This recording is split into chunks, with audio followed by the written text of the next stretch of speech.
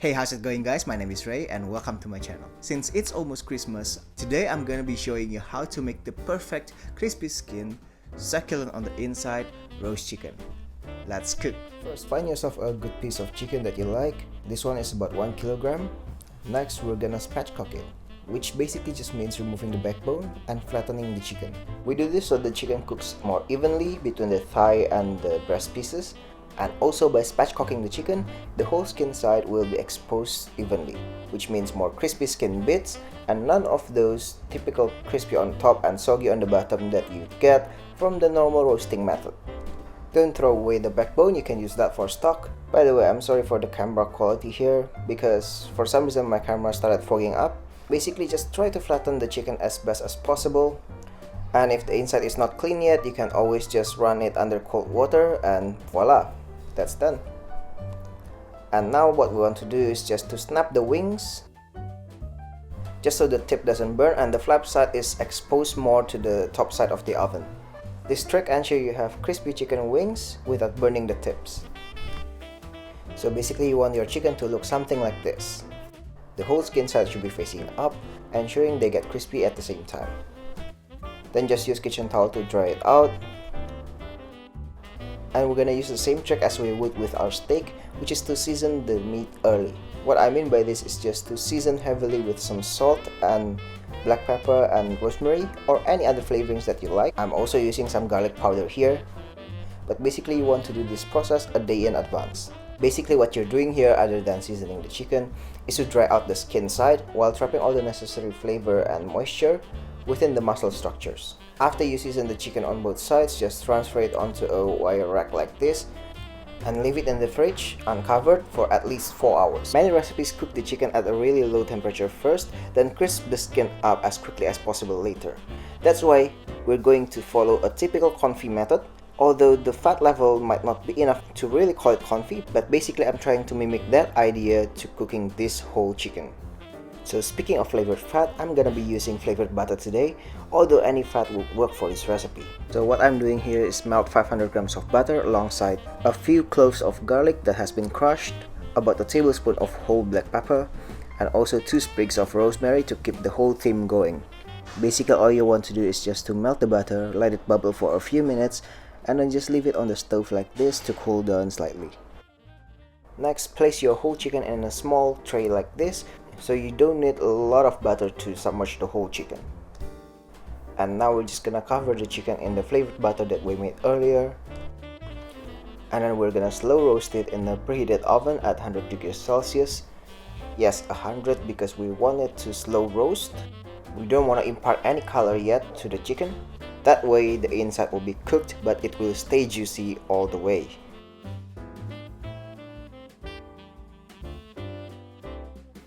So when your chicken at least have reached 65 degrees, you can take it out of the oven and let it cool down completely to room temperature before removing it from the butter and placing it onto a wire rack to chill completely in the fridge. And to me this is kind of the best part of this recipe because you need to rest the chicken in the fridge completely first. You can definitely cook this ahead, making your Christmas Eve dinner way less stressful. And do not throw away the butter because this butter is so flavorful now. It's got all the chicken flavors as well in it. We're definitely gonna use it again later to finalize the dish, as well as to make some roast potatoes to accompany this chicken, which recipe I'm gonna share with you in the next week's video. So what we wanna do with this now is just to wrap it in cling wrap and place it in the fridge until it solidifies back into a block of butter. Now 30 to 40 minutes before dinner time, you can start taking the chicken out and place it onto a tray like this, lined with baking paper just to prevent it from sticking, and try to remove as much as those black peppercorn and rosemary from the chicken so they don't burn in the oven. And finally top it with a few tablespoons of the flavored butter from earlier and place it in a preheated oven at 250 degrees Celsius for about 30 minutes or until it's golden brown to your liking.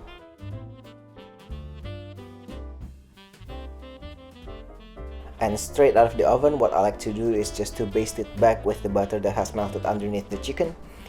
This will give it a good glossy finish to the chicken. Rest it for about 10 minutes before serving, just so most of the chicken juice stays inside the chicken when you cut it. And as I mentioned before, I'm just gonna serve it with some roasted potatoes.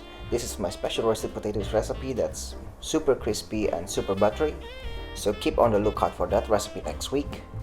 And because this is a spatchcock chicken, I thought it would be fitting if I serve it Portuguese style by cutting it from the leg first and cut the breast into 4. Comment below if you've ever worked at Nando's. That's basically how I'm doing it. And this, guys, is what I'm talking about. As you can see, the breast piece is still super juicy. It's steaming hot yet still pushing out a lot of juice. It's amazing, guys. You should really try this method. The chicken is cooked evenly and it's still juicy inside with crispy skin on the outside. It's everything you ever wanted from a roast chicken. And you know what? This recipe is pretty hands-free, a lot of waiting time. And also on the day that you need this chicken, it only needs to cook for about 30 minutes, which is faster than your sides probably. It's taking all the guesswork and all the stress out of preparing your Christmas dinner. How beautiful is that? Well, I can't wait any longer. Let me give this chicken a proper taste. And wow, yum. I've tried a lot of roast chicken recipes so far. I've even posted a few on this channel, but by far this one is the best for me. Well, that's it for today's video, guys. I really hope you give it a try because I really love this recipe. I love how easy and hands-off this recipe is. Don't forget to tag me on Instagram if you ever tried it out. As usual, don't forget to like, share and comment. It will help me a lot. Until next week, guys. Cheers!